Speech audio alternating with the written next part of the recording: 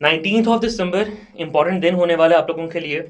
इसकी बड़ी क्लियर चीज़ है, बड़ा क्लियर रीज़न है कि इसकी इंपॉर्टेंस इसलिए है कि पिछले साल जो फ्रेशर्स हैं उन्होंने इम्प्रूवर्स को डरते हुए देखते हुए देखा कि एमडी कैट का दिन जब आया है तो वो एक स्ट्रेस से गुजरे, वो एक एंग्जाइटी से गुजरे। और जो बच्चे इस वक्त में इम्प्रूवर हैं, पहली दफ़ा आए हैं, 26 अक्टूबर को पेपर दिया था और अब दिसंबर में बैठे हैं, वो इस चीज़ को ज़्यादा अच्छी तरह से जानते हैं कि एज फ्रेशर एक्सपोजर ना होना बिफोर एमडी कैट का काम खराब करवाता है। तो इस वजह से फ्रेशर्स के लिए ये बहुत इंपॉर्टेंट था कि वो बैठें और बैठ के एक दफ़ा एमडी कैट की तैयारी करने से पहले, एमडी कैट में बैठने से पहले, एमडी कैट की किताबें खोलने से पहले, किसी डिसीजन को लेने से पहले इवन एक दफ़ा अपने आप को जज करें। एक दफ़ा इस चीज़ को एनालाइज़ करें कि हम कहाँ खड़े हैं और किस तरह से हमने अपनी प्रिपरेशन को करना है। और यही बहाना मुझे मिल गया कि मैं बच्चों को इस वक़्त में, जिस वक़्त में वो अपनी प्रिपरेशन कर रहे हैं, फर्स्ट टाइम सीरियस हो रहे हैं, क्योंकि गिफ्ट डेफ़िनिटली बहुत बड़ा है, बहुत बड़ा रिवॉर्ड है जो मिलने वाला है स्कॉलरशिप टेस्ट के अंदर। तो इस वक़्त में तमाम स्टूडेंट्स को एक दफ़ा पकड़ के ना मैं गाइड कर दूँ, इस चीज़ के ऊपर लगा दूँ कि सही रास्ता क्या है। अगर बच्चे सही रास्ते पे चले जाएँगे तो डेफ़िनेटली ऐसा हो ही नहीं सकता कि वो बच्चे जब ये वाला स्कॉलरशिप टेस्ट दें, इसमें अपने अभी की बेस से इम्प्रूव्ड स्कोर्स ना शो करें, और जब इंशाल्लाह एमडी-कैट दें तो उस वक़्त में इम्प्रूव्ड स्कोर्स शो ना कर रहे हों। तो गाइडलाइंस लेने के लिए, बातचीत करने के लिए हम आज बैठे हैं। 19th ऑफ दिसंबर में इस वक़्त में हमारे पास 7 डेज़ मौजूद हैं। आज 12 है, 19 को पेपर है। 7 डेज़ के अंदर क्या एक्टिविटीज़ करनी है, किस तरह से तैयारी करनी है कि नंबर 1 पे आ सकें, स्कॉलरशिप भी विन कर सकें, इन सारी चीज़ों के ऊपर हमारी बड़ी डिटेल में बातचीत जो है वो हो रही होगी। ज़ूम पे स्टूडेंट्स माशाल्लाह अभी भी ऐड हो रहे हैं। इनको भी मैं कर लेता हूँ। अच्छा जी, चैट के अंदर गपशप नहीं लगानी, सारी बात मेरी सुननी है, बल्कि चैट में इस तरह करता हूँ कि कुछ देर के लिए ऑफ कर देता हूँ ताकि आप लोग सिर्फ मेरी ज़रा केयरफुली बात सुन लो। थोड़ी सी बातें हैं, वन से वाइंड अप हो जाएंगी, फिर चैट में हम गपशप भी लगाते रहेंगे, और बाद में अगर कोई बच्चा सुन रहा होगा कभी तो वो कमेंट्स में गपशप लगाता रहेगा। अभी सुनने वाली बात है बेटा, सबसे पहले ये चीज़ जज करने वाली है कि आपका कंपटीशन किसके साथ है। तो इस बात को याद रखो कि जिस वक्त मैं स्टूडियो में आ रहा था, लास्ट नंबर जो मैंने देखा वो 8600 से ऊपर जा चुका था रजिस्ट्रेशन वाले स्टूडेंट्स का। ये वो स्टूडेंट्स हैं जिनमें पिछले साल के 169 मार्क्स सिक्योर करने वाला बच्चा भी शामिल है। इनमें एफएससी का जो बोर्ड टॉपर है वो भी शामिल है, और एफएससी के वो बहुत टॉपर्स जो उसमें शामिल हैं, जरून बैच से पढ़ चुके हैं, वो भी शामिल हैं।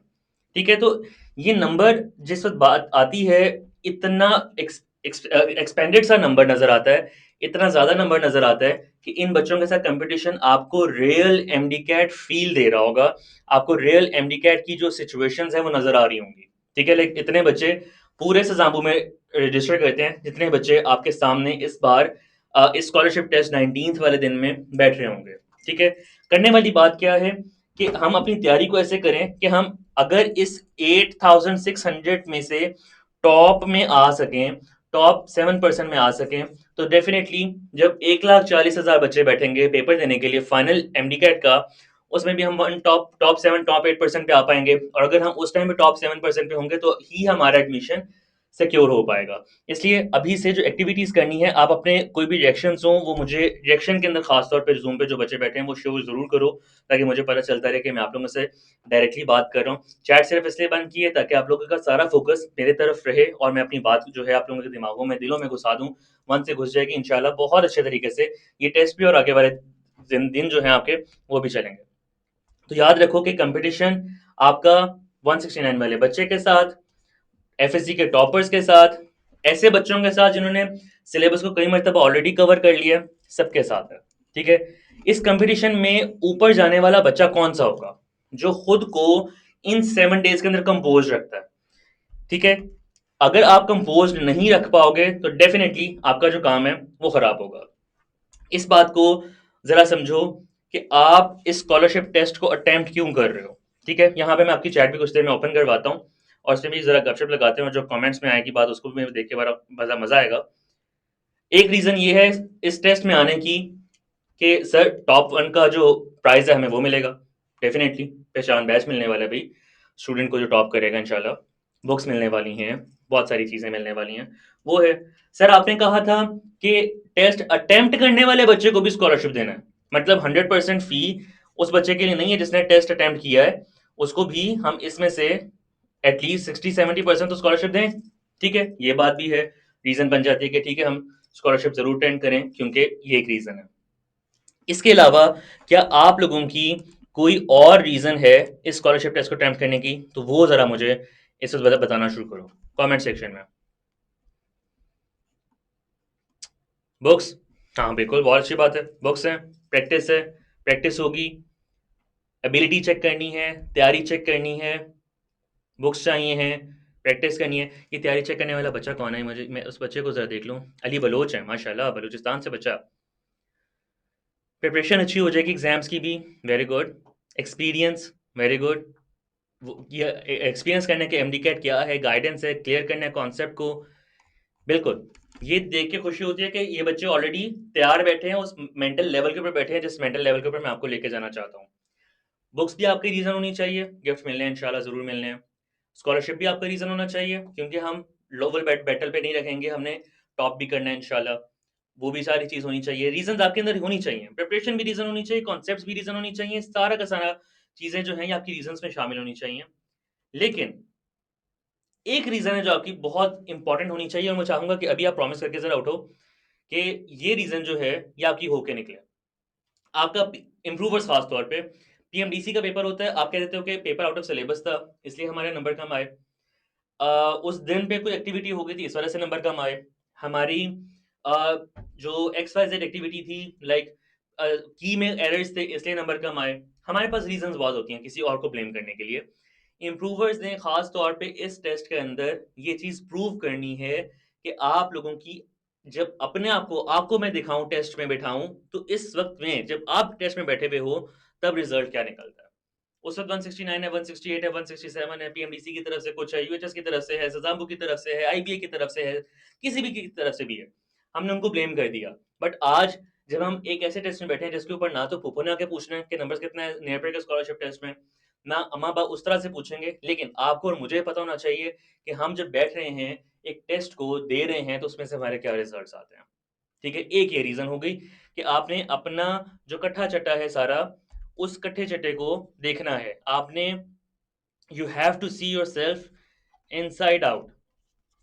ठीक है, मतलब इस तरह से देखो कि अल्लाह के बंदो, तुम लोग जब पेपर के लिए बैठे हो, तुम लोगों के दिमागों के अंदर से एक एक चीज बाहर निकल के सामने नजर है कि क्या हो रहा है। ठीक है, एक ऐसा टेस्ट जो अनाउंस हुआ, अनाउंस होकर हमने कर लिया, एक्टिविटी बहुत सारी की थी। एक और रीजन है, बहुत इंपॉर्टेंट रीजन है, उसको आप लोगों ने अपने माइंड में रखना है, और ये प्रॉमिस करके जाओ कि ये रीजन बना लोगे। आज हम बैठे हैं बातचीत कर रहे हैं, आज से ऑनवर्ड्स एक हफ्ते के अंदर पढ़ना सीख लोगे। पढ़ना सीख लोगे ना यार, आप लोग बहुत अच्छे तरीके से इंशाल्लाह इंशाल्लाह अपनी जो तैयारी है उसको कवर कर पाओगे। अगर आप पढ़ना नहीं सीखोगे, वो गलतियां करते रहोगे जिन गलतियों की वजह से एक नंबर वो कटता है, जिसकी वजह से एडमिशन रह जाता है, तो खुदा ना खास्ता 26 में भी वही सिचुएशन आएगी, और 27 में जो सिलेबस चेंज होने वाला है कोई हाल ही नहीं है उसका। फ्रेशर्स, इस बात को समझो, इस बात को सुनो, इस बात के लिए अपने माइंड में रखो कि आप लोग जिस वक्त पेपर में बैठ रहे हो ना 2026 के, this is your last MDCAT paper. मैं ये बात क्यों कर रहा हूँ, क्योंकि 27 में एक्सपेक्टेड है कि सिलेबस बहुत डिफरेंटली चेंज हो रहा होगा पूरे पाकिस्तान में। जब सिलेबस चेंज होगा डेफिनेटली आप लोग उसके साथ कोप अप नहीं कर पाओगे। इम्प्रूवर्स, फ्रेशर्स, 26 में ही पेपर क्लियर करना है, और उसके लिए आज हमें पढ़ना सीखना है, हमें अपने आप को जज करना सीखना है। अभी एक बच्चे ने क्वेश्चन वो किया हुआ है ग्रुप में, चैट के अंदर, कि अगर कोई चीटिंग कर ले तो फिर क्या हाल है, फिर क्या होगा। ठीक है, तो चीटिंग का, मैं चीटिंग नहीं करने दूंगा किसी को। और ठीक है, और आपने ये स्कॉलरशिप टेस्ट अपने लिए देना है। मैंने अपने लिए ऐसे रखी हुई चीजें कि मैंने इस स्कॉलरशिप टेस्ट से वो एक बच्चा, वो दो बच्चे, वो तीन बच्चे पिक करने हैं जिन्होंने इंशाल्लाह अगले साल नेट के टॉपर्स बनना है। ठीक है, मैं पहचान बैच से उन पे काम करना शुरू करूंगा, मंजिल बैच तक लेकर जाऊंगा, इंशाल्लाह टॉपर बना के उनको निकालूंगा। मैंने अपने लिए काम किया हुआ है, इसलिए मैं अपनी मेहनत कर रहा हूँ, चीटिंग ना हो, मैं असली वो बच्चा, टॉपर बच्चा पिक कर लूँ, मैं इसलिए मेहनत कर रहा हूँ। आपने मेहनत करनी है कि आपने पढ़ना सीख जाना है, आपने जो प्रॉब्लम्स इस वक्त आती हैं तैयारी के अंदर इनको कवर कर लेना है, अपने अंदर जो कमियां हैं, जो वीकनेसेस हैं, उनको आइडेंटिफाई कर लेना है आज से लेके 19 तक, और इंशाल्लाह इसको सीख कर अपने एमडी कैट की पूरी जर्नी पे इंप्लीमेंट करना है, और आपने कवर करना है सारी चीज को। इम्प्रूवर्स से ये बात पूछो, इम्प्रूवर्स यहाँ पे कमेंट्स में बोल भी रहे होंगे, इम्प्रूवर्स से ये बात पूछो ये बात पूछो कि उनको सबसे बड़ा मसला एमडी कैट के अंदर ये होता है कि गाइड करने वाला कोई बंदा नहीं होता, कोई कान नहीं खींचता, कोई पढ़ना नहीं सिखाता, कोई कैसे एक स्टेप से दूसरे स्टेप में कैसे जाना है वो नहीं बताता। और बच्चे प्रॉब्लम ये है कि जिस टाइम पे आप सीरियस होके आते हो ना, उस टाइम पे इतना वक्त गुजर चुका होता है कि नहीं बताने का टाइम होता। तो आज हमारे पास तकरीबन 9 मंथ्स हैं। दिसंबर है, जनवरी, फेब, अगस्त में जाकर पेपर होना है। 8th मंथ होता है ईयर का। ये मंथ भी तकरीबन हमारे पास मौजूद है। हम आज से सीखेंगे इंशाल्लाह, ऐसे चीज़ों को इम्प्लीमेंट करेंगे कि काम हो जाए। मुझे प्रॉमिस चाहिए कमेंट सेक्शन में, प्रॉमिस करो, शाबाश, प्रॉमिस प्रॉमिस प्रॉमिस चाहिए, शाबाश शाबाश, मेरे बड़े अच्छे बच्चे हैं ये। फिर आगे हम चलते हैं जी। हमारा गोल क्या होना चाहिए कि हमने टेस्ट के अंदर एटलीस्ट 94% मार्क्स सिक्योर करने हैं। All of this session is just for you, इसलिए बी वेरी केयरफुल कि एक एक बात जब बोल रहा हूँ तुम्हारे लिए बहुत इंपॉर्टेंट होने वाली है। तुमने टेस्ट के अंदर इंशाल्लाह 94% तक मार्क्स सिक्योर करने हैं। क्यों 94% तक मार्क्स सिक्योर करने हैं? क्योंकि अगर आप 94% तक मार्क्स सिक्योर करने के काबिल नहीं हो रहे हो, तो बेटा आपके 170 स्कोर्स नहीं आएंगे पेपर में। अगर 170 स्कोर्स नहीं आए पेपर में, तो खुदा ना खास्ता अगले साल एडमिशन नहीं होगा। आपको इस चीज का पता है कि इस साल पंजाब में, केपीके में, इवन कई जगहों पे फेडरल में भी 169 वाला बच्चा फारिग बैठा हुआ है, एडमिशन नहीं हुआ। ठीक है, अभी कमेंट सेक्शन में भी बात कर रहा हूँ। एक बच्चा है जिसने कहा है कि मैं 164 मार्क्स हैं, मैं रिपीट करना चाह रहा हूँ। 164 यार, ब्लडी हेल्प, बहुत जबरदस्त नंबर होता है। बहुत ज्यादा मेहनत की जाती है 164 के लिए, लेकिन इसके बावजूद वो बच्चा रिपीट ईयर के लिए, गैप ईयर के लिए बात कर रहा है। ठीक है, इसलिए 94% तक आपको सिक्योर करने की तरफ जाना है। हमने आज तैयारी इस चीज के लिए करनी है। टॉप 1 पे जाएंगे इंशाल्लाह, जरूर जाएंगे, मेहनत करेंगे, भरपूर अपनी एफर्ट डालेंगे, टॉप 1 पे जाएंगे। But on the same hand आपने 169 नहीं, बल्कि 94% 170 की तरफ मूव करना है। अब ये चाहिए प्रॉमिस मुझे कि 94% के लिए आप अपनी एफर्ट जो है उसको लाइन कर रहे हो। बोलो बोलो, शाबाश, वेरी गुड, बहुत जबरदस्त बच्चे हैं, बहुत जबरदस्त बच्चे हैं। ये बातें सिर्फ करने से नहीं होंगी, मैंने बोला करो, तुम लोगों ने बोला इंशाल्लाह, हमने कर दिया, जलसा, काम खत्म हो गया, ऐसे नहीं होएगा। ठीक है, हमें चाहिए प्लान, ऐसा ठोस प्लान जिसके ऊपर काम करके हम 94% तक पहुंच जाएं। ठीक है, मेरा बहुत आसान तरीका होता कि मैं अपने जो बच्चे हैं जुनून बैच के, तकरीबन कोई 2000 बच्चे ऑलरेडी वहां पे बैठे हुए हैं, उनको पकड़ता, उनको बिठाता, उनको कहता कि बेटा देखो, बाय वाले किसी बच्चे को ये प्लान नहीं पता, तुम्हें पता है, तुम करो कवर, तुम आगे निकल जाओ। ठीक है, टॉपर्स बैठे हैं भाई एफएससी के, उसमें बड़ी आसानी से निकल जाते। मैंने ऐसा नहीं किया। मैं चाहता हूं कि फेयर कंपटीशन हो, उन बच्चों को 8000, 9000, 10,000 बच्चों के साथ कंपीट करने का मौका मिले, और वो रियल टाइम कंपीट करें, क्योंकि एमडी कैट में उन्होंने रियल टाइम कंपीट करना है। ठीक है, तो तुम लोगों के पास भी ये मौका आ चुका है कि अपने आप को रियल टाइम कंपीट करने के लिए अच्छे तरीके से तैयार करो, और इस गोल को अचीव करने के लिए अपने आप को मेंटली तौर पे प्रिपेयर करो। 94% का गोल तो आ गया। अब जरा आगे चलते हैं। 94% का गोल हमने करना क्या है? सबसे पहले बात ये आ जाती है कि भाई इस टेस्ट का सिलेबस क्या होगा। तो इस टेस्ट का सिलेबस कुछ यूं होगा कि बायोलॉजी के अंदर कोऑर्डिनेशन एंड कंट्रोल आएगा, होमोस्टैसिस आएगा, सपोर्ट एंड मूवमेंट आएगा, एवोल्यूशन आएगा। क्या काफी है ये? हम्म, सिलेबस ठीक है? समझ आ गया सिलेबस क्या है? समझ आ गया सिलेबस? हाँ भाई, समझ आ गया सिलेबस। यहाँ पे तुम सब के सब बच्चे सबसे बड़ी प्रॉब्लम करते हो, सबसे बड़ा घपला करते हो अपने आप के साथ। ठीक है, सबसे सब जितने बच्चे बैठे हुए हैं, जो तुम लोगों के प्रॉब्लम्स आते हैं ना, सिलेबस को तुम लोग देखते हैं इस तरह से हो, कई चैप्टर्स हैं, हम लोग कर लेंगे कवर। ये वो वजह है जिस वजह से इम्प्रूवर इम्प्रूवर बनता है। ये वो वजह है जिस वजह से 169 मार्क्स आते हैं, 175 नहीं आते। ठीक है, ये वजह है। ठीक है, कि चैप्टर्स को तुम लोग देख रहे होते हो। ठीक, अब करना क्या है, इसको जरा समझो कि पुत्र, आप लोगों ने सिलेबस को देखना है इस तरीके से कि उसके सब टॉपिक्स समझो साथ। सब टॉपिक्स क्या है? कोऑर्डिनेशन एंड कंट्रोल के अंदर न्यूरॉन्स पढ़ना है, ब्रेन पढ़ना है। ह्यूमोस्टेसिस के अंदर क्या है? किडनी पढ़नी है। ह्यूमोस्टेसिस के अंदर थर्मो रेगुलेशन पढ़ना है, एक्सक्रीशन पढ़ना है। सपोर्ट एंड मूवमेंट के अंदर you should know about human skeleton, muscles, skeletal muscles, contraction, joint, arthritis. Evolution के अंदर this is the thing that you must know, इसके बगैर आपका गुजारा नहीं है। जिस वक्त में आपका फोकस मेरे बच्चों हो जाएगा सब टॉपिकल लेवल्स के ऊपर, जिस वक्त आपका दिमाग चलना शुरू हो जाएगा इस चीज के ऊपर कि आप वो सब बच्चे हो जिन्होंने ये यहाँ पर नहीं, मैं मार्कर का कलर जरा चेंज करता हूँ। वो इस पोर्शन पे नहीं देख रहे, वो इस पोर्शन पे देख रहे हैं। अगर आप वो बच्चे बन गए जो इस पोर्शन पे देखने लग गए, तो इंशाल्लाह ये 7 दिन काफ़ी हो जाएँगे। ये 7 दिन इनफ होंगे आपकी प्रिपरेशन को from point A to point B ले जाने के लिए। बायोलॉजी में बहुत सारे टॉपिक्स हैं। We are just picking up 4 chapters और उनके रेलेवेंट सब टॉपिक्स। भई सब टॉपिक्स कौन लेके आ रहा है? सब टॉपिक्स मैं बना रहा हूँ। मैंने बताया कि ये सब टॉपिक्स हैं। मैंने ये बताया कि ये सब टॉपिक्स पंजाब बोर्ड की बुक्स में से इसलिए सब टॉपिक्स लिए हैं, या फेडरल बोर्ड की बुक मेरे पास थी इसलिए ये सब टॉपिक्स हैं, या सिंध बोर्ड या केपीके बोर्ड या बलूचिस्तान बोर्ड। नहीं, ये सब टॉपिक्स मैंने पिक किए हैं फ्रॉम द पीएमडीसी सिलेबस। ठीक है, यहां पर हम क्या सीख रहे हैं मेरे बच्चों? हम ये सीख रहे हैं कि जिस वक्त सिलेबस देखना है तो चैप्टर के साथ उसके सब टॉपिक्स को देखना है। जिस वक्त गलतियों को देखना है, मेरे बेटे ने गलतियों को देखना है, तो इन्होंने चैप्टर की गलतियों के साथ साथ सब टॉपिकल मिस्टेक्स को देखना है। ठीक है, जब ये देखोगे ना, तब इंशाल्लाह आप लोगों की प्रिपरेशन उस लेवल पे पहुंचेगी जिस लेवल पर टॉपर की प्रिपरेशन पहुंचती है, और 94% हलवा हो जाएगा। फिर 94% पे आपको परेशान होने की जरूरत ही नहीं, आप बहुत आसानी से इंशाल्लाह 94% ले जाओगे। अब जरा मेरे साथ केमिस्ट्री का सिलेबस देखो। क्या है केमिस्ट्री का सिलेबस इनफ है? क्या केमिस्ट्री का सिलेबस इनफ है? नहीं नहीं नहीं नहीं नहीं, केमिस्ट्री का सिलेबस हम इस तरह से देखेंगे हमेशा। हमेशा कभी भी चैप्टर नहीं देखना, वो दिन सब टॉपिक देखो। ठीक है, क्योंकि देखो हाइड्रोकार्बन, सब बच्चों के क्वेश्चन मुझे आए थे, सर ऑर्गेनिक केमिस्ट्री पूछा है तो ऑर्गेनिक केमिस्ट्री के अंदर क्या है, अल्काइल हाइड्राइड के अंदर क्या है, हाइड्रोकार्बन के अंदर क्या है। भाई ये है, ये पढ़ना है। फ्रेशर्स, आप लोगों ने खास तौर पे इस चीज को समझना है। ठीक है, कि सब टॉपिकल लेवल पर नहीं समझ रहे हो चीजों को, सब टॉपिकल चीजें आपको समझ नहीं आ रही हैं, तो मसले रहेंगे। आप उस लेवल पे नहीं जा पाओगे जिस लेवल पे 94% वाला बच्चा जाता है। फ्रेशर्स हो जाएगा, फ्रेशर्स हो जाएगा, फ्रेशर्स हो जाएगा। एक बच्चा पीछे पड़ा हुआ, स्किप एवोल्यूशन नहीं, स्किप एवोल्यूशन नहीं होना, सिलेबस डिफाइंड है। शाबाश, इंप्रूवर्स कर लोगे।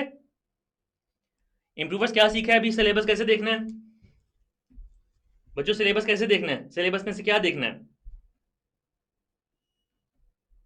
सिलेबस में सब टॉपिक्स देखने हैं। वेरी गुड, वेरी गुड, ये बच्चे मेरे बड़े अच्छे हैं। सब टॉपिक्स देखने हैं। फिर अगर फिजिक्स का सिलेबस देखें, फिजिक्स के भी हम इंशाल्लाह साथ उसके सब टॉपिक्स देखेंगे, और जब ये सब टॉपिकल देखेंगे तो इंशाल्लाह हमारी प्रिपरेशन सब टॉपिकल लेवल पे होगी। हमें पीएन जंक्शन पता होने चाहिए, रेक्टिफिकेशन पता होनी चाहिए। इनके स्पेसिफिक हम पकड़ पकड़ के एमसीक्यू सॉल्व करेंगे, इनके क्वेश्चन आंसर सॉल्व करेंगे, इनकी प्रिपरेशन करेंगे जैसे मैं बता रहा हूँ भी उसी तरह से, और इंशाल्लाह हमारे स्कोर्स जो हैं वो इस लेवल पे आएंगे कि हम अपने आप को थोड़ा सा रिलैक्स फील करेंगे कि हमें पढ़ना आ गया और स्कॉलरशिप भी विन कर लिया। ठीक हो गया जी? हो गया। अच्छा, ये जो बच्चे कह रहे हैं कि सिलेबस नजर नहीं आ रहा या कोई भी चीज है, आप लोगों के जो वो है कम्युनिटीज हैं, इन कम्युनिटीज के अंदर मैंने ऑलरेडी ये सारा का सारा सिलेबस बहुत दफा शेयर किया है, और उनकी डिस्क्रिप्शन में लिखा पड़ा है। ठीक है, तो डोंट वरी अबाउट इट, ये सिलेबस आपके पास मौजूद है, कम्युनिटी के अंदर भी पड़ा है और उसकी डिस्क्रिप्शन में भी पड़ा हुआ है। ठीक है, तो परेशान नहीं होना, सिलेबस मसला नहीं है, सिलेबस देखने का तरीका मसला है। ठीक है, तो देखने का तरीका कि सब टॉपिकल लेवल पर आके तैयारी करनी है, ये जरा अपने माइंड में रख लो। ये समझ आ जाता है तो फिर काम इंशाल्लाह हमारा आसान हो जाएगा। ये जबरदस्त हो गया जी, मेरे बच्चे बड़े जबरदस्त हैं, बड़ा अच्छा काम करते हैं। स्टेप 1 क्या था जी? हमने डायग्नोस्टिक क्विज देना था। डायग्नोस्टिक क्विज किस किस बच्चे ने नहीं दिया बताओ? डायग्नोस्टिक क्विज किस किस ने नहीं दिया? Very good. ये बल्कि मुझे इस तरह करो, जरा चैट की जगह हैंड रेस करके बताओ कौन कौन से ऐसे नमूने हैं जिन्होंने अभी तक डायग्नोस्टिक क्विज नहीं दिया होगा।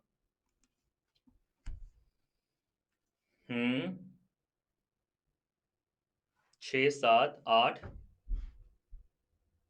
8 स्टूडेंट्स हैं सिर्फ। बेटा हैंड रेस रिएक्शन में करने हैं। 10 11 12, वेरी गुड, जबरदस्त। बच्चों डायग्नोस्टिक क्विज के बगैर डॉक्टर डायग्नोज किए बगैर दवाई नहीं दे सकता। अब देखो, जिन बच्चों को डायग्नोस्टिक क्विज हो चुका हुआ है, उनमें से एक बच्चे की मैं आपको एग्जांपल भी आज शेयर कर रहा हूँ, उसकी तैयारी के जो टेक्निक्स हैं वो भी बता रहा हूँ। डायग्नोस्टिक क्विज दिया है तभी मैं बता पाऊंगा। तो आपने डायग्नोस्टिक क्विज अगर मिस कर दिया है तो समझो कि आपने अपनी प्रिपरेशन को सबसे पहले तो एक खुद झटका दे दिए, खुद पीछे कर दिए, बिकॉज अब आपको नहीं पता कि आपका एग्जैक्ट प्रॉब्लम कहां पर है। सब एजम्पशंस हैं, ठीक है, हर चीज एजम्पशन है। ये हकीमों वाला इलाज है, डायग्नोस्टिक को इसके बगैर। और मुझे पता है तुम लोगों की किसी और अकेडमी, किसी और जगह पे, किसी और प्लेटफॉर्म के ऊपर अभी तक भी ये चीटिंग भी नहीं कर पा रहे वो कि ये डायग्नोस्टिक क्विज वगैरह रखना शुरू कर दें। इस वजह से जब आप लोग हकीमी इलाज जो कर रहे हो तो ना अपना, कि डायग्नोस्टिक क्विज नहीं दिया, डायरेक्ट कूदे टॉपिक के अंदर, टॉपिक के लेक्चर वगैरह ले लिए और उसके बाद बेड़ा गर्क हो गया।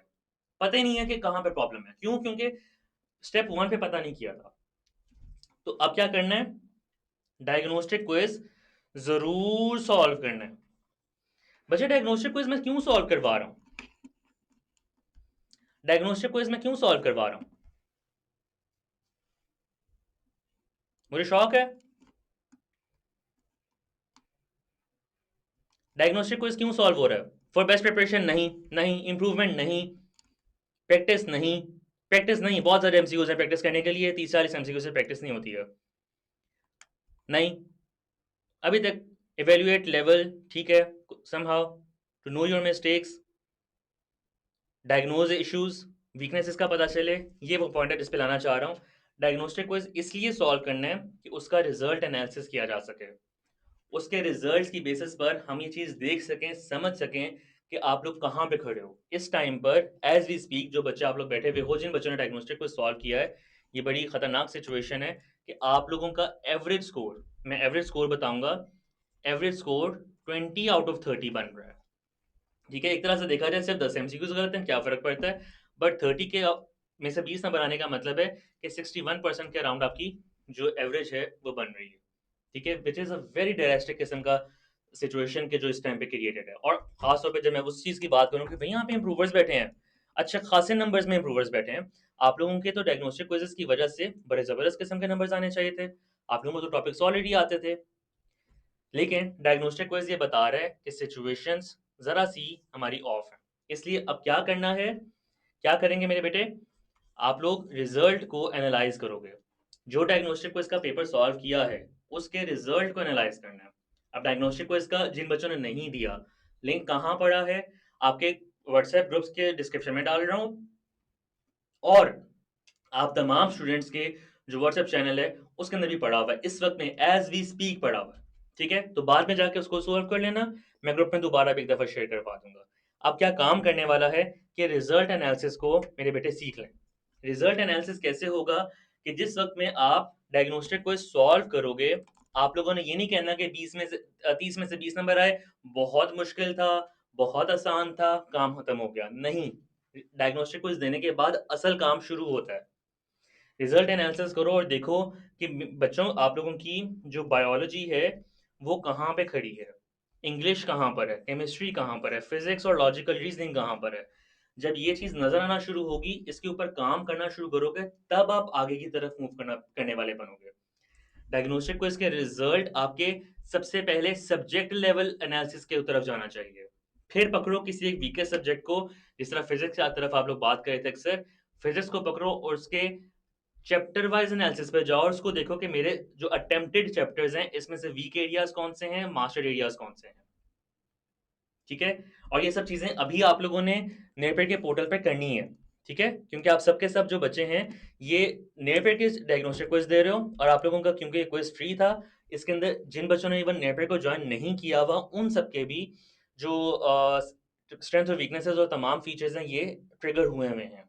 ठीक है, लिमिटेड एक्सेस है लेकिन ट्रिगर हुए हैं, आप उसको देख के थोड़ा सा एनालाइज कर सकते हो, थोड़ा सा अपने आप को उस तैयारी की तरफ ले जा सकते हो जिस तैयारी की तरफ जाना है और टॉपर बनना है इंशाल्लाह। ठीक है, ये लेवल आ जाता है। इसके बाद जो पीछे एक्टिविटी थी उस एक्टिविटी की तरफ जाना है और ये देखना है कि अच्छा अगर एक टॉपिक हमने थर्मोडायनेमिक्स पकड़ा है, जिस रेवोल्यूशन टॉपिक है आप लोगों का, और इलेक्ट्रॉनिक्स है, बहुत सारे टॉपिक्स आप लोग अपने टेस्ट के लिए तैयार करोगे 10-15 दिन, 9 दिन, 7 दिन के लिए, एक्चुअली 7 दिन के लिए। तो उसके अंदर फोकस एरियाज के ऊपर काम करना है। लाइक आप लोगों ने सबसे पहले अब मेरे बेटे काम करना है अपने वीकेस्ट एरियाज पर, मतलब थर्मोडायनामिक्स पकड़ के फ्रेशर्स ने रट्टा लगाने नहीं बैठ जाना, किताब पकड़ी रट्टा लगाना बैठ गए। किताब पकड़ी थर्मोडायनेमिक्स की, ठीक है, अपनी फिजिक्स की, और उसमें से थर्मोडायनेमिक्स पकड़ा और पकड़ के पीछे पढ़ने लगे उसके। रिजल्ट एनालिसिस के बाद ये काम नहीं करना, बल्कि ये देखना है कि मेरे सब टॉपिक्स कौन से वीक हैं। ठीक है, उन सब टॉपिक्स पर बैठ के काम करना है एग्जैक्टली। जब आप उन सब टॉपिक्स पे बैठ के काम करोगे तो डेफिनेटली आपको पता होगा कि आपने किस जगह पे जोर लगाना है, किस जगह पर एक्चुअल इशू है, किस जगह पर काम करेंगे तो इंशाल्लाह थर्मोडायनेमिक्स भी स्ट्रांग होगा। जब थर्मोडायनेमिक्स स्ट्रांग होगा तो क्या स्ट्रांग होगा? बस बोलो बोलो शाबाश, बोलो बोलो बोलो बोलो शाबाश बोलो। थर्मोडायनेमिक्स स्ट्रांग होगा तो फिजिक्स, फिजिक्स स्ट्रांग होगी तो फिजिक्स स्ट्रांग होगी तो MDCAT prep overall score strong हो जाएगा और आप 94% पे इंशाल्लाह पहुंच जाओगे। तो इस दिन को इस तरह से रखना है कि आपने अपने पूरी के पूरे एनालिसिस को सब टॉपिकल लेवल पे रखते हुए आगे इंशाल्लाह मूव करना है। रिजल्ट एनालिसिस हो जाता है, सब टॉपिक्स आपके मार्कआउट हो जाते हैं। इसके बाद आपका, ये कितनी प्यारी बात की है फहीम ने, कहता है डायग्नोसिस, डायग्नोस्टिक क्विज एक्सरे है। एग्जैक्टली exactly, क्या बात है यार, बहुत प्यारी बात की है। फहीम कहता है डायग्नोस्टिक क्विज एक्सरे है, मतलब आपको पता चलता है एग्जैक्टली exactly कौन कौन सी हड्डी फ्रैक्चर्ड है, कौन कौन सी प्रॉब्लम है। ठीक है, और एग्जैक्टली exactly उस जगह पर काम करोगे तो बेहतर होगी। ठीक है, तो डायग्नोस्टिक क्विज तुम लोग का वाकई में एक्सरे है। फिर आप मार्कआउट करोगे अपनी वीक एरियाज को और उसके बाद मेरे बच्चे पहुंचेंगे लेक्चर की तरफ। क्योंकि आप लोग अक्सर क्या करते हो, स्टेप वन, ठीक है, मतलब अभी मैं आया था सबसे पहले आके बच्चों ने कहा था कि हम लोग पकड़ के लेक्चर लेंगे। ठीक है, लेक्चर पकड़ेंगे, लेक्चर उठाएंगे, लेक्चर पकड़ के यूट्यूब पे चले जाएंगे, बहुत सारे लेक्चर्स पढ़े, नियर पे के भी लेक्चर्स पढ़े हम, हजारों और अकेडमीज के हैं, जो नियर पे के स्टूडेंट्स हैं वो भी हम नियर पे के लेक्चर्स लेंगे। नहीं, स्टेप 4 पे आ रहा है लेक्चर, आप लोग करके देख लो। ठीक है, दो तरह के बच्चे यहाँ पे होंगे, एक ये वाला एक्सपेरिमेंट करके देखो कि मेरी बात मान के देख लो तुम लोग की तैयारी कहाँ जाती है, या फिर इस तरह कर लो कि मेरी बात ना मान के देख लो तैयारी कैसे जाती है। अल्लाह खैर करे, 2026 एमडी कैट वाले दिन पता नहीं चलेगा, 19 दिसंबर को पता चलेगा कि जो हरकत की है उसके क्या रिजल्ट्स हैं। बात मान के रिजल्ट्स इंप्रूव हुए नहीं हुए, तैयारी आसान हुई या नहीं हुई, और बात ना मानकर क्या सिचुएशन आपके सामने क्रिएट हुई है, 19 दिसंबर को इंशाल्लाह आप लोगों के सामने होगा। ठीक है, द चॉइस इज योर्स, ये आप लोगों ने करना है। ठीक है जी, लेक्चर का किस स्टेप पे आ रहा है, लेक्चर किस स्टेप पे आ रहा है, स्टेप 4 पे आ रहा है, लाइबा स्टेप 4 पे आ रहा है। इससे पहले अपने सारी की सारी एक्टिविटीज करने के बाद लेक्चर की तरफ आने हैं। क्या होगा, अब जब आप थर्मोडायनेमिक्स या कोई भी टॉपिक पकड़ के उसका लेक्चर ले रहे होगे ना, तो आप उन वीक एरियाज पर, एग्जैक्टली उन वीक एरियाज पर जो सब टॉपिकल वीकनेसेस थी उन पे फोकस कर पाओगे। ठीक है, इट इज जस्ट लाइक कि आपको पता है कि मैंने हमेशा हांडी बनाते वक्त नमक डालने में खराबी करनी है, आपको किसी ने बता दिया पुत्र तेरी ये वीकनेस है, और आपने हमेशा नमक डालते वक्त ज्यादा मेजरमेंट केयरफुली करना शुरू कर दी। जब ज्यादा मेजरमेंट केयरफुली करना शुरू कर दी, there will be a time जब प्रैक्टिस इतनी हो जाएगी कि ये वीकनेस खत्म हो जाएगी हमेशा। इस चीज से आपकी डिफाइंड प्रैक्टिस होती है, डिफाइंड आपकी एक्टिविटी रन करती है, और डिफाइंड रिजल्ट्स निकल पाते हैं। ठीक है, तो स्टेप 4 पे लेक्चर क्यों है कि वीक एरियाज का पता होगा, तो फिर जब उन वीक लेक्चर्स लोगे उन वीक एरियाज पे काम कर पाओगे। और यार नेट पर से पढ़ रहे हो, दुनिया में कहीं से पढ़ रहे हो, चाहे इसके बाद कभी सीएसएस पढ़ते हो, कुछ दुनिया जिंदगी में कुछ भी पढ़ते हो, आपको इस चीज का आइडिया होगा कि मैंने टीचर से सवाल क्या पूछना है, मैंने किस टॉपिक पर टीचर को ग्राइंड करना है, ग्रिल करना है। ठीक है, वहां से मैंने मैक्सिमम नॉलेज लेना है। ठीक है, मुझे पता है कि मैंने टीचर से क्या बात करनी है। ठीक, कब पता चलेगा, जब आपने स्टेप 4 पे लेक्चर को ला के रखा होगा, क्योंकि स्टेप 4 पे लेक्चर नहीं होगा, स्टेप 1 पे लेक्चर ले लिया होगा, तो जो टीचर ने कहा ठीक है, वो तो अगले साल पता चलेगा, पेपर देके पता चलेगा क्या था क्या नहीं था। हम्म, अगर सबसे पहले लेक्चर ले लिया तो भाई आप जीरो पे बेस पे बैठे हो, जब बेस पे खुद तैयार हुए बगैर टीचर के पास गए हो, तो जो वो कह रहा है ठीक कह रहा है ना, फिर तो आप वही मान रहे हो। यही वजह है कि एफएससी पास बच्चों से बैठ के पढ़ रहे होते हो। ठीक, ये सब चीजें करोगे, अपनी वीकनेसेस को कवर करोगे तो इंशाल्लाह, और वीकनेसेस कवर करने का ये तरीका रखोगे तो इंशाल्लाह आप अच्छे तरीके से उन वीकनेसेस, उन वीक एरियाज पे काम कर पाओगे जो रिक्वायर्ड है। और जब भी करोगे इंशाल्लाह जबरदस्त तरीके के रिजल्ट्स आपके पहुंचेंगे। कटिंग इट शॉर्ट, इंशाल्लाह हमारी बहुत ज्यादा बातें आगे चलेंगी। इसके बाद आपका स्टेप 5 आएगा कि आप बुक रीड करोगे। अब मुझे बताओ, फ्रेशर्स खासतौर पे पहले तुम लोग बताओ कि बुक कौन सी रीड करोगे। उमैर अहमद की टेक्स्ट बुक्स, टेक्स्ट बुक पकड़नी है, वेरी वेरी गुड। फेडरल की, प्रोविंस की, पीटीबी, पंजाब, कंताब, केप्स, नेरपेड़, ना ना ना ना, कोई बुक, सब गलत बात कर रहे हो। इस बात को समझो। होपफुली अगली स्लाइड पे मैंने रखा हुआ था। खैर, पीएमडीसी ने डाटा बैंक आपको देना है जिससे आपका पेपर बनना है। डाटा बैंक के अंदर ऑल प्रोविंस से एमसीक्यूज होंगे, ठीक है। तो बुक रीड कौन सी करनी चाहिए? ऑल प्रोविंसेस की, ठीक है। किस किस लेवल पे रीड करनी चाहिए? किस लेवल पे रीड करनी चाहिए? किस लेवल पे आके बुक को रीड करना चाहिए? डीप नहीं, पुत्र सही जवाब दो यार।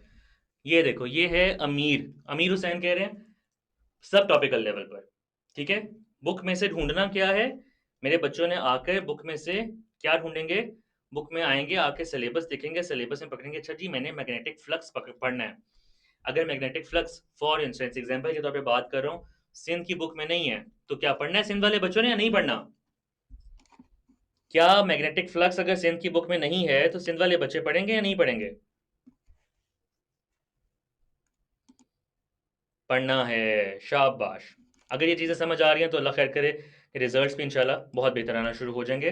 तो बुक रीडिंग आपकी स्टेप 5 की तरफ आती है। फिर हम ये चीज़ देख पाएंगे कि सिलेबस, लेक्चर ले लिया, नॉलेज दिमाग में है, बुक रीड कर ली, इंशाल्लाह इंशाल्लाह इसी इसी एक्टिविटी से जो शॉर्ट टर्म मेमोरी की चीज़ थी लॉन्ग टर्म मेमोरी की तरफ चली गई। और जिस वक्त आप प्रैक्टिस करने के लिए पहुंचोगे तो आप एक्चुअली प्रैक्टिस कर पाओगे एमसीक्यूज को। जो सब चीजें समझी हुई हैं उनको एज इट इज उठाकर अब एमसीक्यूज के ऊपर अप्लाई कर पाओगे। फिर पता चलेगा कि नॉलेज बेस्ड क्वेश्चन, जिनको इजी क्वेश्चन बोला जाता था, नॉलेज बेस्ड क्वेश्चन आप लोगों के खराब हो रहे हैं, आपके अंडरस्टैंडिंग बेस्ड क्वेश्चंस खराब हो रहे हैं, या एप्लीकेशन बेस्ड क्वेश्चंस खराब हो रहे हैं, ठीक है।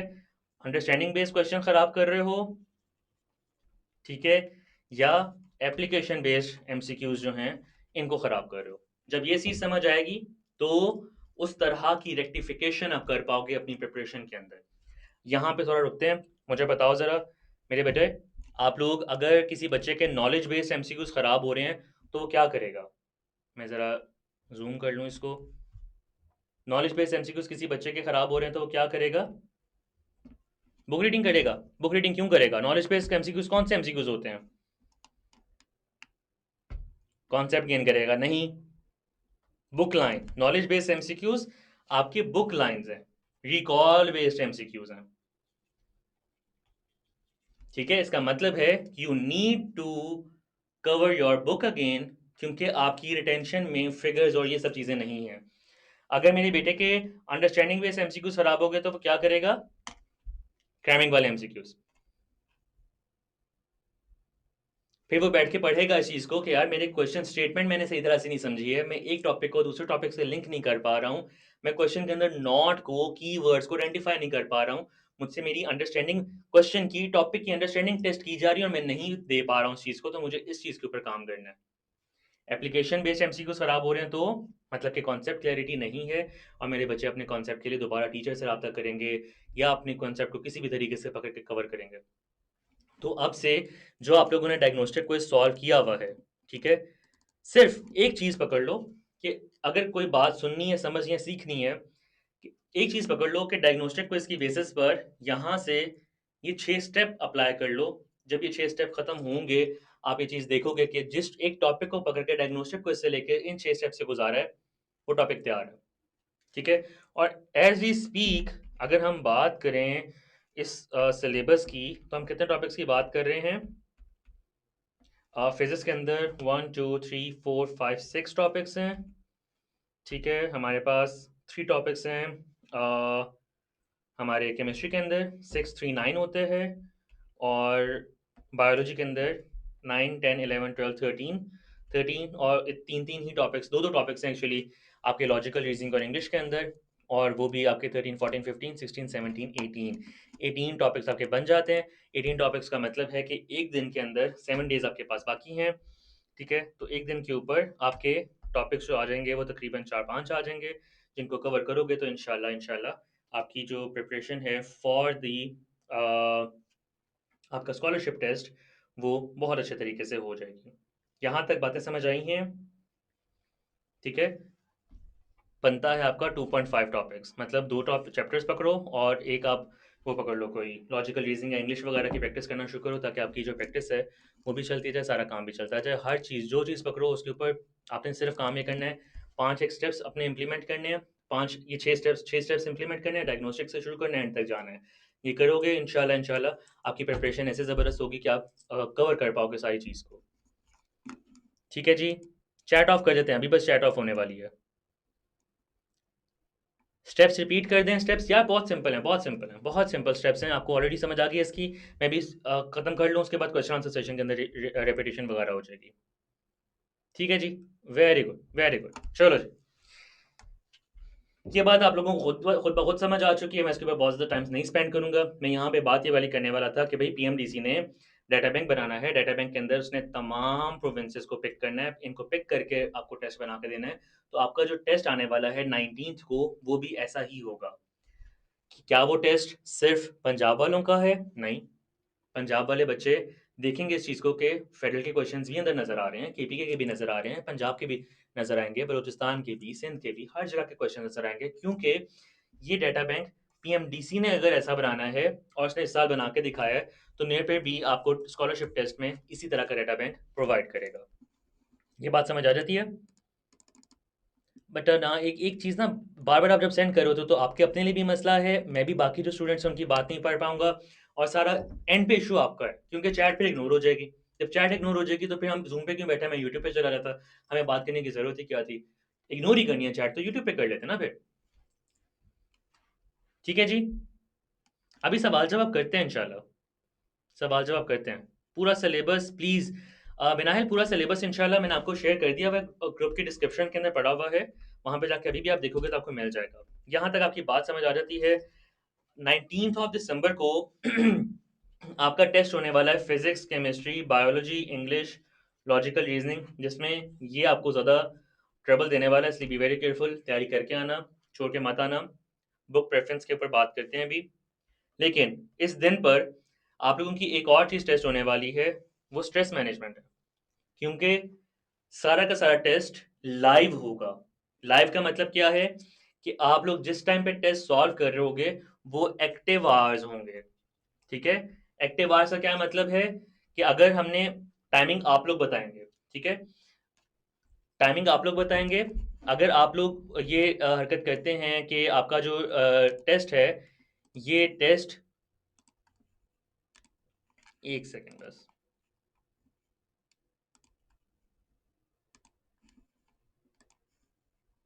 ठीक है, अगर आप लोगों का जो टेस्ट है, ये टेस्ट इस तरह से होता है कि हम लोग सुबह फॉर इंस्टेंस 10 बजे शुरू करते हैं, 10 AM पे हमने टेस्ट शुरू किया, तो 10 AM से जो आपके टाइमिंग है उसके अंदर आप सब के सब बच्चे, थम्स अप करने हैं आप लोगों ने, आप सब के सब बच्चे एक्टिवली बैठकर टेस्ट को सॉल्व करेंगे और उसी वक्त में रिजल्ट्स आपके कंपाइल हो जाएंगे। ठीक है, क्लियर है? टाइमिंग अभी मैंने फाइनलाइज नहीं बताई है 10 बजे, क्योंकि ये पोल के थ्रू आएगी। ठीक है, चैनल पे मैं एक पोल करूंगा और उसमें मैं डिफरेंट टाइमिंग्स दूंगा। इसका रिजल्ट हमने इंशाल्लाह अगले दिन 20th को अनाउंस करने हैं, तो पहले दिन में टाइमिंग्स आ जाएंगी। जब टाइमिंग्स आएंगी तो उसके अंदर, मतलब टाइमिंग्स आप लोग डिफाइन करोगे, जब भी टाइमिंग आप डिफाइन कर लेते हो, आपका एग्जैक्ट टाइम के बाद जो टेस्ट है ये वाइंड अप हो जाएगा, टेस्ट खत्म हो जाएगा। ठीक है, जब टेस्ट वाइंड अप हो जाएगा, खत्म हो जाएगा, तो इसका क्लियरली मतलब ये होगा कि उसके बाद आने वाले बच्चे टेस्ट को अटेम्प्ट नहीं कर सकते हैं। ठीक है, इस सारी की सारी अपडेट्स आपके व्हाट्सएप ग्रुप्स के अंदर और चैनल के ऊपर आ रही हैं। You are always going to be very careful कि आपने केयरफुली उसको देखते भी जाना है, उसको कवर भी करते जाना है, इंशाल्लाह वहाँ पे आपकी चीज़ हो जाएगी। टाइम मैनेजमेंट का टेस्ट होगा, इसका मतलब ये है कि आपको पीएमडीसी के पेपर के दरमियान में एक एमसीक्यू के लिए 45 सेकंड्स मिलते हैं। मेरे पे आपको थोड़ा सा ज़्यादा टफली करना चाहेगा, आपको एक एमसीक्यू के लिए 45 नहीं बल्कि 30 एमसीक्यूज, 30 मिनट्स, 30 सेकंड्स जो हैं वो आपको अलॉट किए जाएंगे। ठीक है, ताकि आप अपनी टाइम मैनेजमेंट को आज बेहतर कर सको, ना कि आप बाद में कर रहे हो।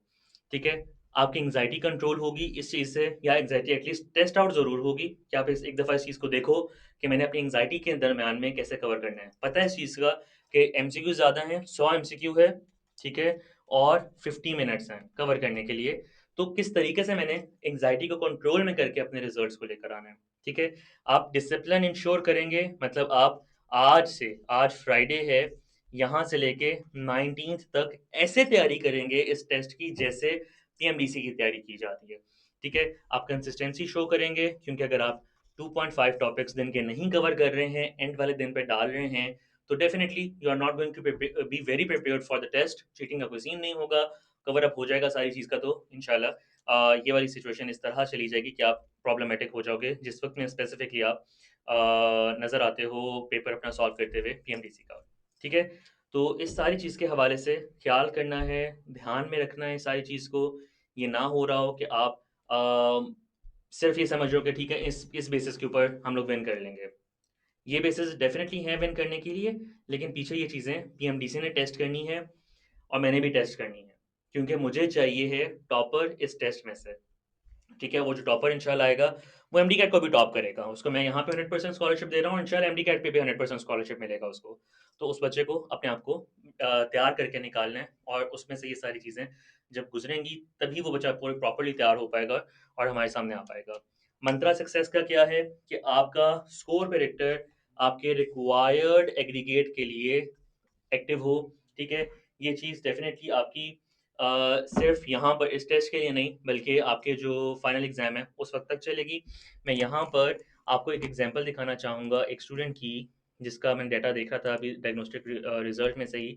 आप लोगों ने अपना खुद डाटा देखना है, लेकिन इस बच्चे का डाटा जो है, ये मैंने अपने सामने रख लिया है कि मैं आपको ये स्पेसिफ़िकली ज़रूर दिखा दूँ। और जिस तरह का मैं इस बच्चे का डाटा ड्रॉ कर रहा हूँ, इस तरह से आप अपना डाटा ड्रॉ करेंगे, ठीक है? थम्स अप चाहिए मुझको। हाँ, ये लिंक था, इस लिंक को यहाँ पे लेके आते हैं, ठीक है? ये आपके स्टूडेंट्स में से, आप स्टूडेंट्स में से एक स्टूडेंट है जिसने रिजल्ट जो था टेस्ट अपना सॉल्व किया। मैं खुद इसके नाम के आगे रहूँगा क्योंकि इसका नाम नज़र नहीं आना चाहिए है। 128 इस बच्चे के स्कोर्स आए, ठीक है? ये लाइव डाटा इसका चल रहा है इस टाइम पे, और इस बच्चे ने डायग्नोस्टिक क्विज सॉल्व किया। डायग्नोस्टिक क्विज के बाद इसका यहाँ पर ये स्ट्रेंथ और वीकनेस एनालिसिस वगैरह बन गया। और इस बच्चे ने अब करना ये है कि सिलेबस के लिए अपना तैयार करना है। माशाल्लाह काफ़ी ज़्यादा टॉपिक्स इसने कवर किए हैं, सॉल्व किए हैं। Very good. और काफ़ी सारे टॉपिक्स इसके भी 100% पे भी नज़र आ रहे हैं, ज़बरदस्त। लेकिन ये जो 3 टॉपिक्स हैं और बाकी जो अनएक्सप्लोर्ड टॉपिक्स हैं, वो उसका स्कोर फ़िल्टर और ड्रॉप हुआ हुआ दिखा रहे हैं, ठीक है? अब देखने वाली बात क्या है कि अगर इन 3 टॉपिक्स में से कोई टॉपिक हमारे फिज़िक्स के सिलेबस के अंदर है, जैसे फिज़िक्स के सिलेबस के अंदर हम देखते हैं कि इलेक्ट्रॉनिक्स है, क्या इलेक्ट्रॉनिक्स इस बच्चे की वीकनेसेस में नज़र आ रहा है? नहीं, इलेक्ट्रॉनिक्स इसकी वीकनेसेस में नहीं है। एक इसको देखते देते हैं हम, इलेक्ट्रोस्टैटिक्स है, ठीक है? अब इलेक्ट्रोस्टैटिक्स अगर इसका 76.92% पे है बेस्ड ऑन जो इस बच्चे ने सॉल्व किया है अपना डायग्नोस्टिक क्विज़, तो ये बच्चा इसी पे रह जाएगा अगर इसने अपने इसको इम्प्रूव ना किया। तो क्या इसको करना चाहिए कि स्टेप 1 के तरफ जाते हुए सबसे पहले देखें कि मेरे कौन से सब टॉपिक्स वीक हैं इलेक्ट्रॉनिक्स में से। इन इलेक्ट्रॉनिक्स की बेसिस पर, इन सब टॉपिक्स की बेसिस पर काम करें। ये डाटा आप सब बच्चों का इस वक़्त में एज़ वी स्पीक इस वक़्त में लाइव है, ठीक है? चाहे पेड हो, चाहे अनपेड हो। क्योंकि आपने डायग्नोस्टिक क्विज सॉल्व किया है, स्कोर प्रेडिक्टर ने आपको कोई ना कोई रेटिंग वगैरह दे दी हुई है, ठीक है? इसको लाइव रखना है। प्रैक्टिस के लिए आप लोगों ने मेरे बेटे ये जो फीचर है इसको totally free of cost use करना है, ठीक है? यहाँ पे लॉगिन नहीं हुआ हुआ, मैंने इसको कहा था लॉगिन कर दे। खैर, जिस टाइम पे आप यहाँ पे जा रहे होगे एमडी कैट के ऊपर, एमडी कैट के बाद अपने जाके टॉपिक्स वगैरह सेलेक्ट करोगे, ठीक है? कोर्स इधर नहीं आएगा जब तक मैं लॉगिन नहीं करता। I wanted to save time here. ये चलो, नहीं फिर से जाते हैं।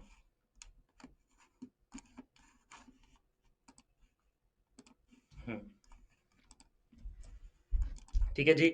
एमडी कैट पे जाओगे, एमडी आपने सारी जर्नी देख ली है इसकी, कि किस तरह की जर्नी है, नहीं समझ आएगी तो बाद में दोबारा से वीडियो रिकॉर्डेड वीडियो देख लेना, या फिर इसको कवर कर लेंगे। MDCAT physics, MDCAT biology, सिर्फ एमडी कैट फिजिक्स पकड़ बायोलॉजी पकड़ते हैं। हमारा कौन सा टॉपिक्स था जी? हमारा एक टॉपिक था, मुझे याद आया जो आ रहा है, जो होमोस्टैसिस, इसको पकड़ा। इसको पकड़ के अपनी डिफ़िकल्टी लेवल पकड़ा। डिफ़िकल्टी लेवल को सेट करके अपने जो एमसीक्यूज़ हैं वो जनरेट किए और एमसीक्यूज़ पकड़ के कवर कर लिए। यहाँ पे डिफ़रेंस सिर्फ इतना आएगा कि जो बच्चे पेड हैं वो 200 प्लस एमसीक्यूज़ भी सॉल्व कर सकते हैं, लेकिन जो बच्चे अनपेड होंगे, इस टाइम पे पेड स्टेटस पे नहीं हैं, वो 3 एमसीक्यू सॉल्व कर सकते हैं। बट आपके पास क्वेश्चंस डाटा बैंक वगैरह मौजूद है, आप इससे मल्टीपल क्विज़ेज़ बना के एटलीस्ट अपने स्कॉलरशिप टेस्ट तक तैयारी को इंश्योर कर सकते हो। ठीक है जी? तो इस तैयारी को इंश्योर ज़रूर करना है, ये ना हो कि आप लोग ये कह रहे हो बाद में कि हमारे पास रिसोर्सेज़ नहीं थे। रिसोर्सेज़ आपके पास कुछ मौजूद हैं, जिनको आप यूटिलाइज़ करके अपनी प्रिपरेशन को डेफ़िनिटली थोड़ा-सा बेहतर कर सकते हो। ठीक हो जाता है? यहाँ पे ये चीज़ आ जाती है, एक बहुत इंपॉर्टेंट चीज़, स्कोर प्रेडिक्टर को देखते रहना है कंटिन्यूअसली, अपने जो प्रैक्टिस है इसको इंश्योर करते जाना है, दोनों चीज़ें फ्री हैं। और जहाँ पे क्वेश्चन आए, मेरे बेटे आपने यहाँ पर आकर जो नियर पे बॉट है, इससे क्वेश्चंस पूछने हैं। इन वॉइस नोट, इन टाइप्ड मैसेज, इन स्क्रीनशॉट्स, इन पिक्चर्स, इससे आके पूछो क्वेश्चंस, आपको गाइड करेगा। ठीक है?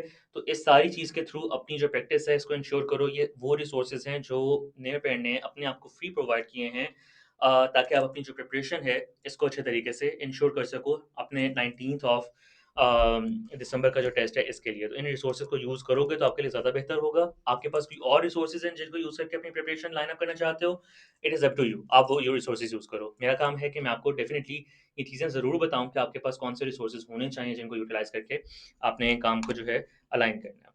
ठीक हो जाता है यहाँ तक? अगर ये चीज़ें समझ आ जाती हैं मेरे बच्चों को, तो हम लोग चलते हैं वापस अपने इस एक चीज़ की तरफ कि हमने अपना गोल सेटिंग वगैरह सब चीज़ें कर ली हुई हैं। यहाँ तक चीज़ें समझ आ गई, थम्स अप कर दो मेरे बेटे प्यारे, सारे थम्स अप कर दो। शाबाश! ये सब कुछ हो जाता है। 19th को जब आपका टेस्ट आपका हो जाएगा, तो 20th ऑफ दिसंबर को इंशाल्लाह आप लोगों की पहचान बैच की ओरिएंटेशन है। ठीक है? अ, उसी दिन में हम ये अनाउंस भी करेंगे कौन से बच्चे जो हैं उनको टोटली फ्री ऑफ कॉस्ट मिल रहा है। ठीक है? उसी दिन के अंदर आपको सब चीज़ें भी इंशाल्लाह जो गिफ्ट्स वगैरह हैं वो भी अनाउंस हो जाएँगे। और सबसे इम्पोर्टेंट बात ये हो जाती है कि उस दिन के अंदर जो प्ले बुक मैंने एक बना रखी हुई है ऑलरेडी, ये भी इस टाइम पे भी फिर से फॉर्मेटिंग और प्रिंटिंग प्रोसेस के अंदर है। ये प्ले बुक इंशाल्लाह मेरी कोशिश होगी कि आप में से जितने बच्चे उस दिन आते हैं, उनमें से एटलीस्ट 1000 स्टूडेंट्स को मैं उस दिन के अंदर इंशाल्लाह प्ले बुक जो है वो फ़िज़िकल फ़ॉर्मेट में फ्री ऑफ कॉस्ट दूँ। यहाँ पे स्टूडेंट्स का क्वेश्चन ये आ जाता है कि सर पीछे एक ओरिएंटेशन गुज़री थी जहाँ पे भी आपने प्रॉमिस किया था कि आने वाले हर बच्चे को मिलेगी, ठीक है? तो क्या उन बच्चों को मिल चुकी है अभी? आप ये देख रहे हो कि मैं इस टाइम पे हाथ में नहीं पकड़ के बैठाया हूँ इस प्ले बुक को, ये अभी भी ऑनलाइन फॉर्मेट के अंदर है। उन बच्चों से प्रॉमिस था ऑनलाइन का, ठीक है? और वो 800 फॉर्म्स फ़िल्ड थे। इन बच्चों को इंशाल्लाह जैसे ही तैयार होके मेरे पास आती है फॉर्मेटेड, मैं ऑनलाइन इनको प्रोवाइड कर दूँगा। और 20th ऑफ दिसंबर को जो ये ओरिएंटेशन होने वाली है, इस ओरिएंटेशन के अंदर इंशाल्लाह इसकी फ़िज़िकल कॉपीज़ मेरे पास आ चुकी होंगी उस वक़्त तक। 1 वीक इसमें लगेगा अभी मज़ीद प्रिंटिंग के अंदर। तो इन बच्चों को 20th ऑफ दिसंबर वाले स्टूडेंट्स को जो आ रहे होंगे, इन बच्चों को इंशाल्लाह इसकी फ़िज़िकल कॉपी मैं फ्री ऑफ कॉस्ट प्रोवाइड करूँगा। इसके अंदर मैंने बहुत सारी चीज़ें जो हैं वो मेंशन की हैं कि इस तरह मैं बात कर रहा हूँ आप लोगों के साथ। कई ऐसी चीज़ें होती हैं जो आप जब बात कर रहे होते हो, मैं आपका रिस्पॉन्स नहीं ले पाता हूँ, ठीक है?